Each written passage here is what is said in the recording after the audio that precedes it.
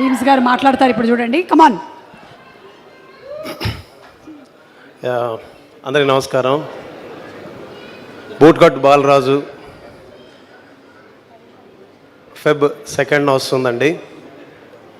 ఈ సినిమాలో హీరోగా చేసిన నా మిత్రుడు, మనందరి మిత్రుడు, మన హీరో సోహెల్ గారికి, అలాగే ఈ సినిమా డైరెక్టర్ శ్రీను గారికి, అలాగే ఈ సినిమా నిర్మించిన బెక్కం వేణుగోపాల్ సార్కి, పాషా గారికి, ఈ నలుగురు, ఈ సినిమా చేసిన ఈ నలుగురికి, మాది కేవలం వచ్చిపోయే పాత్రలే. ఈ నలుగురి కోసం సినిమా ఆడాలండి. ఎందుకు చెప్తున్నానంటే, సోహెల్ గారు, మన హీరో గారు ఈ సినిమాలో తన బ్లడ్ పెట్టేశారు. తన బ్లడ్ పెట్టేశారు. తన దగ్గరున్న ఆస్తినంతా పెట్టేశారు. తన దగ్గరున్న రూపాయి పోగు చేసుకున్న ప్రతి రూపాయి ఈ సినిమాలో ఇన్వెస్ట్ చేశారు. ఈ సినిమా కోసం తను దాచుకున్న, గల్లా పెట్టెలో దాచుకున్న రూపాయిని కూడా తీసి ఈ సినిమా కోసం ఇన్వెస్ట్ చేశారు. ఆ రూపాయి విలువ నాకు తెలుసు. ఆ రూపాయి ఎలా సంపాదించాడో తెలుసు. ఆ రూపాయిని ఎలా దాచిపెట్టాడో, ఈరోజు ఎలా ఖర్చు పెట్టాడో నాకు తెలుసు. కేవలం అది మిమ్మల్ని నమ్ముకొని, ప్రజల్ని నమ్ముకొని, జనాన్ని నమ్ముకొని, సినిమాని నమ్ముకొని, సినిమా మీద ఉన్న ప్రేమను నమ్ముకొని, ఆసక్తిని నమ్ముకొని, తన ఆశయాన్ని నమ్ముకొని, రేపటి భవిష్యత్తు కోసం తన దగ్గరున్న ప్రతి దాన్ని ధారపోసి ఇవాళ ఈ సినిమా నిర్మించి ఫెబ్ 2nd మీ అందరి ముందు తీసుకొస్తున్న సోహెల్ అన్నకి ఈ సినిమా ఆడాలి.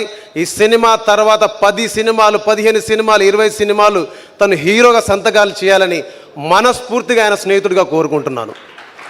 ఈ సినిమాలో సహకరించిన పాషా గారు, ఆయనది పెద్ద చెయ్యి. ఆయన చూస్తే పెద్ద మనిషిలా కనిపిస్తారు, ఇంత కొంచెం లావుగా కనిపిస్తారు, కానీ చాలా పెద్ద మనసు ఆయనది. ఆయన ఈ సినిమా విషయంలో సోహెల్ గారికి ఆయన అండగా నిలబడ్డట్టు ఎవ్వరు నిలబడలేదు. అండగా కాదు, దండగా కాదు, నేనున్నా నీకోసం అని ఒక తండ్రిగా, ఒక తల్లిగా, ఒక స్నేహితుడిగా, ఒక ఆపద్ బాంధవుడిగా ఈరోజు పాషా గారు నిలబడ్డారు. ఇవన్నీ ఎందుకు చెప్తున్నానంటే, 3 సంవత్సరాల నుంచి నాతో తిరుగుతూ పాట చేయించుకుంటూ, యాక్సిడెంట్ అయినా కూడా, కాళ్ళు ఇరిగిపోయినా కూడా, ఒక డైరెక్టర్ సినిమా మీద ప్యాషన్ తోటి కొన్ని సంవత్సరాల కష్టాన్ని ధారబోసి 2 వ్యక్తుల్ని పట్టుకొని సినిమా నిర్మాతగా, ఒక హీరోగా పెట్టుకొని 3 సంవత్సరాల నుంచి రాత్రింబవళ్ళు నిద్రాహారాలు మాని కుటుంబాన్ని వదిలేసి ఈ సినిమాకి ఎలా కష్టపడ్డాడో మన డైరెక్టర్ శ్రీనివాస్ గారి కోసం ఈ సినిమా ఆడాలి. ఇవన్నీ ఎందుకు చెప్తున్నానంటేనండి, రేపేమవుతుందో ఈరోజు మనకు తెలియదు, ఎల్లుండి ఏమొస్తుందో ఈరోజు మనకు తెలియదు. అయినా కూడా ఎక్కడో దాచుకున్న నమ్మకం, ఏది సినిమాలో రావాలి, నటించాలి, సినిమాలో రావాలి, సినిమా నిర్మించాలి, సినిమాలో రావాలి, సినిమా తీయాలి అనే ఆశ ఎప్పుడైతే పురుడు పోసుకుందో, ఆ ఆశని ఎక్కడ చావనివ్వకుండా ఈరోజు ఇక్కడికి వచ్చి కొన్ని కోట్ల మంది ముందు నిలబడి ఈ సినిమాని ఎలాగైనా తీసి ప్రజల్లోకి వెళ్ళాలని ఒక దృఢ సంకల్పం ఏదైతే ఉందో, అలాంటి దృఢ సంకల్పం కోసం ఈ సినిమా ఆడాలి.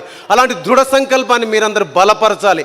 ఇలాంటి వ్యక్తులు ముందుకొస్తే, ఇలాంటి వ్యక్తులను చూసి ఇన్స్పైర్ అయినటువంటి వాళ్ళు చాలామంది సినిమాల్లోకి వస్తారు. వాళ్ళ ఆశల్ని, వాళ్ళ ఆశయాల్ని బిగ్ స్క్రీన్ మీద చూసుకుంటారు. ఇలాంటి వాళ్ళందరినీ మీరు ప్రేమించాలని, మనస్ఫూర్తిగా దీవించాలని, మనస్ఫూర్తిగా మీరు ఆశీర్వదించాలని, రేపు మీరందరూ సినిమాలోకి వచ్చి, థియేటర్లోకి వచ్చి వాళ్ళు పడ్డ కష్టాన్ని మీరందరూ గుర్తించాలని, వాళ్ళని చూసి చాలామంది సినిమాల్లోకి వచ్చి కొత్త సినిమాల్లో కొన్ని వేల సినిమాలు నిర్మించి కొన్ని వేల మందికి కడుపు నింపాలని, కొన్ని వేల మందికి పని కల్పించాలని, కొన్ని వేల సినిమాల నిర్మాణం జరగాలని మనస్ఫూర్తిగా కోరుకుంటూ, ఈ సినిమా ఆడాలని మనస్ఫూర్తిగా కోరుకుంటూ, ఇంతసేపు నా మాట విన్నందుకు, అవకాశం ఇచ్చినందుకు, ఇక్కడ వచ్చిన వాళ్ళందరికీ, విచ్చేసిన వాళ్ళందరికీ జై హింద్, నమస్కారం. థ్యాంక్ యూ భీమ్స్ గారు.